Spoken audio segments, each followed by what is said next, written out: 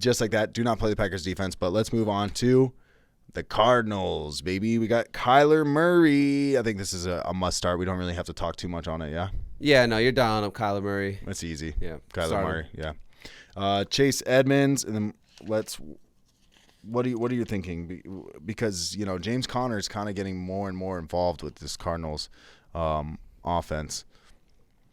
I mean, we pretty much hit this nail on the head in preseason or pre-draft. We were saying, we like Chase Edmonds, but we didn't think he would be like the full workhorse guy. We did think that James Conner would get incorporated to some degree. And the biggest knock or whatever you want to call it that I had, at least with Edmonds, was his lack of goal line opportunities. I mean, the guy hasn't scored a touchdown all year.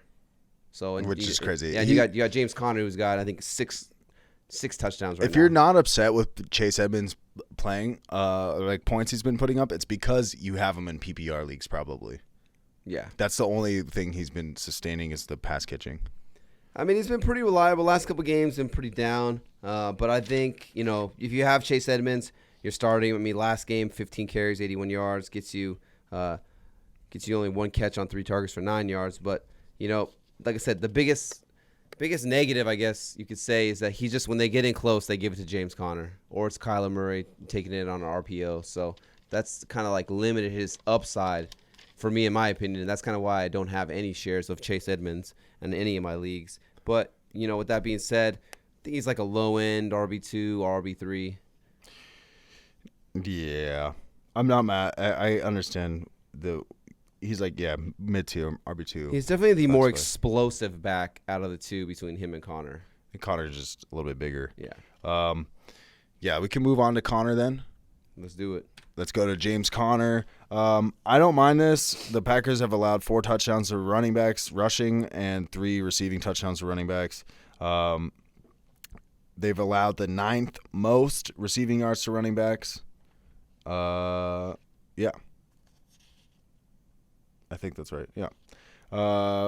Yeah. So they're kind of like middle tier against running backs. So James Conner is like, I think it's like this. You're just hoping he gets in the end zone, and I think he is getting those goal line targets. The only thing is if Kyler Murray snakes you. There's just so many people on this offense too. Yeah. I'm not excited about this. I was really excited about James Conner last week, and he put up like okay numbers. He fell in the end zone, so it saved you. But I don't know if I'm super excited about it this week. 30% snap count last week as well. Yeah, I'm not really. I mean, only one game of over 50% of the snaps. Yeah. I mean, like I said, he's the goal line back. So, this is a high-powered offense that, they do have a ton of scoring opportunities, so they do get in close. 6 of his 7 games, he's had 10 or more carries. But he's just been so inefficient with them. I mean, inefficient? Yeah, inefficient. Did I say inefficient? No, I think inefficient is right. Inefficient. He's just not being very good with the football when he has the ball in his hands. Right. 5 of the 7 games, he's been held to under 4 yards per carry. That's not very good. But what he's been saving you with is these touchdowns. I mean, he's had 6 touchdowns in the last 5 games? So he's touchdown or bust. Yeah. Because if he doesn't score last week, I was hoping he would score twice, to be honest. But if he doesn't score last week, you're not really that happy about it. But if that's what you're banking on, like, hey, I need this guy to score twice for me, then the odds of that are very. I thought of it like this. Minimal. I thought about it like this: is like, what's it called? I was thinking with in any of these games against the Texans, you can run all over the Texans. I was thinking, this is the one time where I'm actually excited about James Conner. So, yeah. But yeah, I mean, it was his best game in terms of yards per carry: 10 carries, 64 yards, so 6.4 yards a carry. But yeah, to me, he's touchdown or bust. It's just like it's almost like an MVS thing. How lucky do you feel? Because if he doesn't fall into the end zone, he's probably going to get you 10 to 15 touches tops, maybe 60, 70 yards total. And if he doesn't get you in the end zone, I mean, he's only getting you 1 catch a game. Yeah. So it's like his PPR value's not there. So in PPR, I'm probably shying away from him. I'm probably trying to find – in PPR leagues, give me David Johnson over James Conner. Because at least I know David Johnson's going to get me 3-4 receptions, and he's going to see more carries than James Conner. So I would be starting David Johnson over James Conner. this week if I had that opportunity. So Yeah. I think I'm agreeing with you. Like, I'll probably try to find better options over James Conner. Does he fall into the end zone? 100%. Could he get 2 touchdowns? 100%. He's done it twice already this year. But I mean, his true value and what really makes James Conner fantasy relevant right now is his ability to fall into the end zone when they get in close. Yeah. Right. The only reason we were talking about him in Pittsburgh is because he was the guy there too. Yeah. But yeah, so we can move on to the wide receiver position. We got Christian Kirk first. Hello there. Hey, listen, right now, I know we talk about him a lot, but Underdog Fantasy, it has a really good deal right now. It's a player pick'em app. It's a DFS app. It's very similar to DraftKings or FanDuel, but this is better. It's brand new, very easy to use interface. But if you download the app right now and use promo code AVG, they used to hook up with $10 with your first deposit. Right now, they're matching you up to $100. So if you put $100 in the app right now on your first deposit, you will get an extra $100 to play around with. They got player pick'ems. You can even do a private match inside Underdog Fantasy. It's pretty dope. So you can like challenge people and whatnot. You don't have to maintain a team for all year. So you can just draft your team, play that week, draft the next team next week. You could do it daily in like a Thursday night game as well. So go check it out. Tons of prizes. Free $100. Come on, sign up. It's the best. And use promo code AVG. Now back to your video. Sorry, I should have probably put D Hop first, but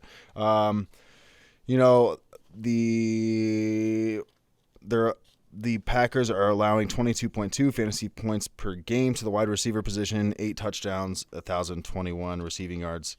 That's the 9th least. What is that? I gotta take better notes. But yeah, how are you feeling with Christian Kirk? Because guys like this, I don't know how I feel. It's not super exciting to me, but what do you think?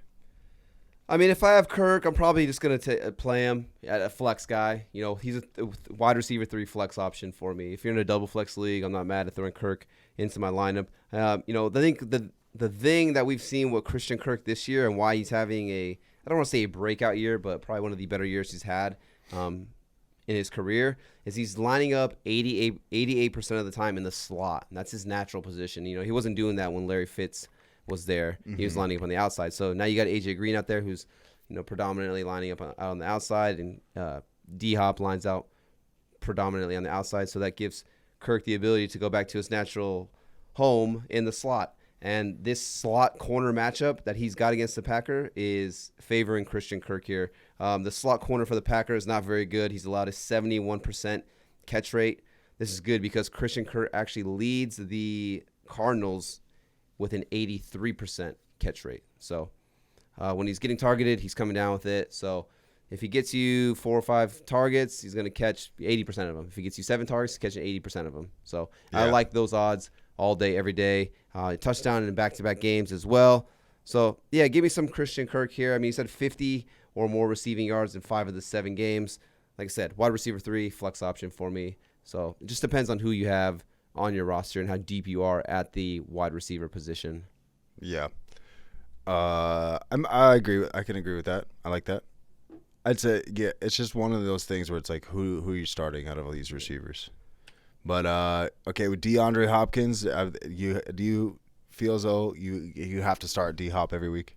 Oh, yeah, definitely. You can't. Definitely. Let me just touch on this. I know it's kind of sidetracking, but what's your thoughts on like D-Hop? If you have him, are you trading him away off the name value? Or are you trying to trade for him? I would be down to I would be down to trade him away. You would be down to trade him away? But the thing is what would you want in return? Here's the thing is that's not my ideal trade. My ideal trade is to get more guys for less guys and better guys. So D-Hop, I just don't know. Oh, you're one of those guys who wants to trade his bench for my starters. Well, I know it's like three, like a wide receiver 2, a running back 2, and a flex guy for a wide receiver 1 is not that crazy. So I want to give someone your bench guys for my starters. It's not a bench guy. RB2 is not a bench guy.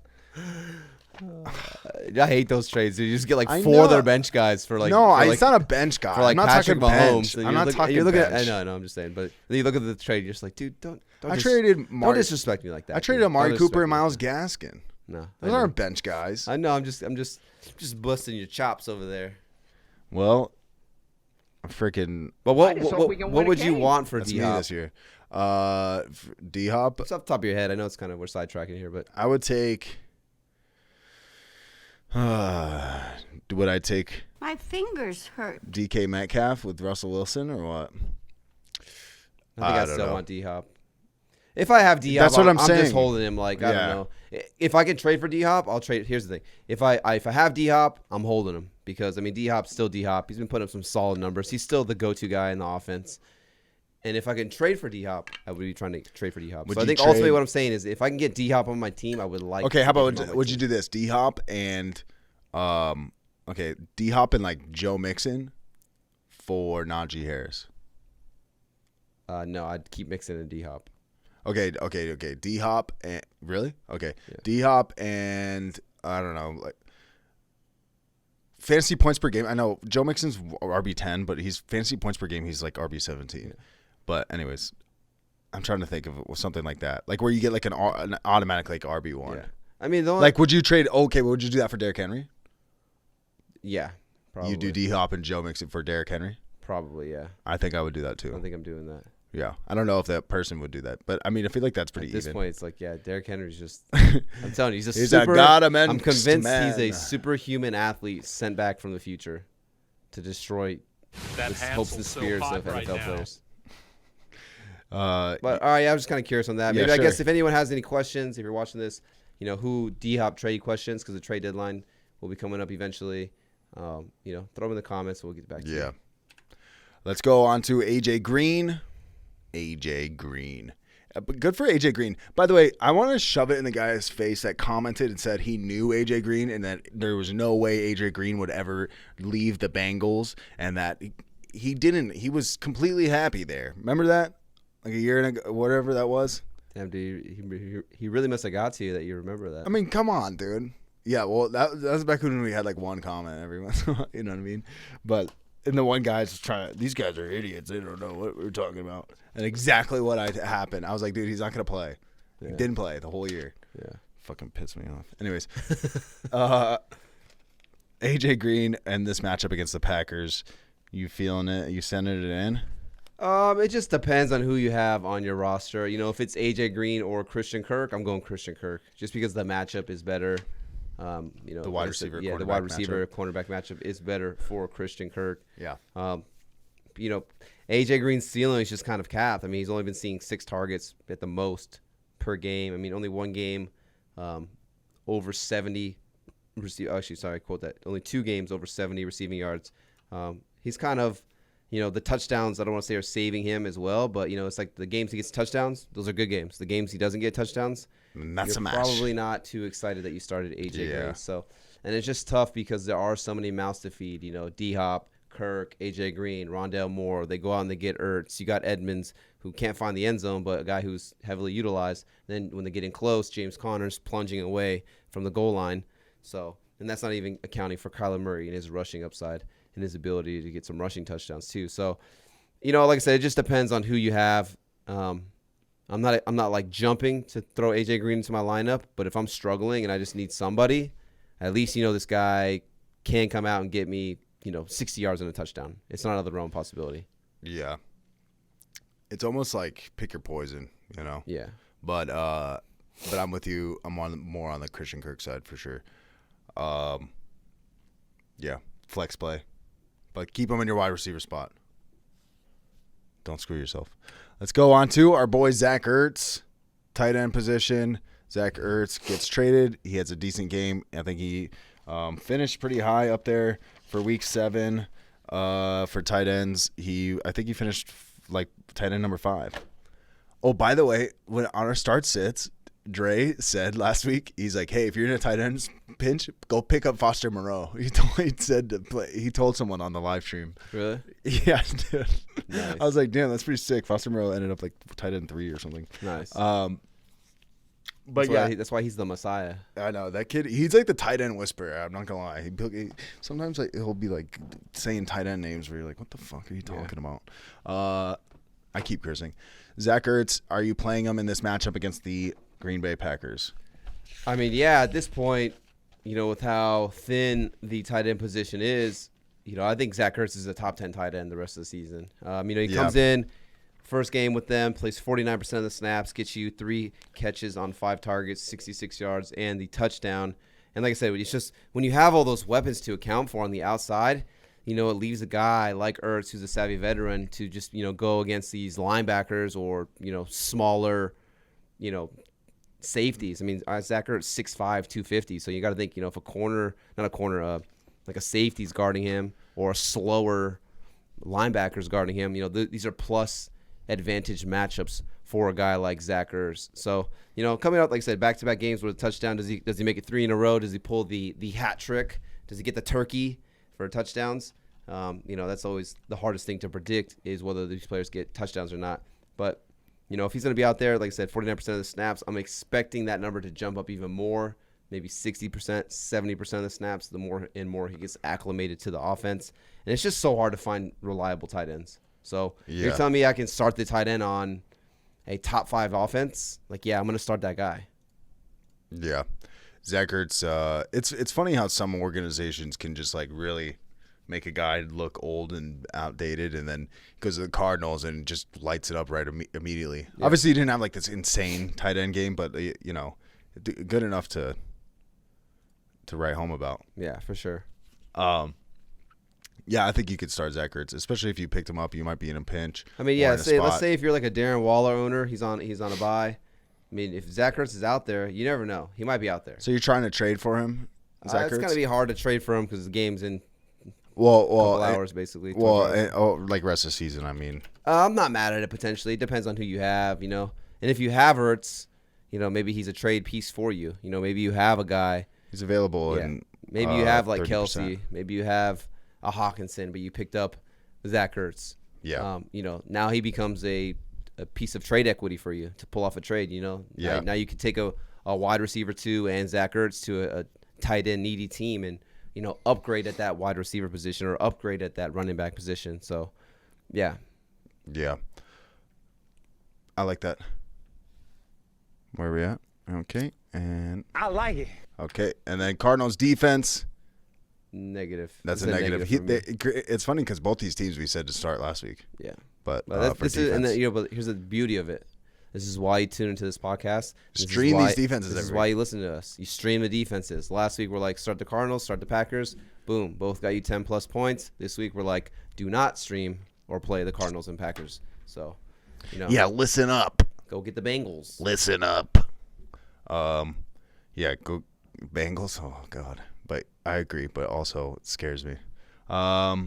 But just like that, that's it for the Thursday Night Football matchup preview for fantasy football. Hey, did you like that video? No, not the one of Big Ben completely eating shit when nobody even touched him. I'm talking about our fantasy football video we just did.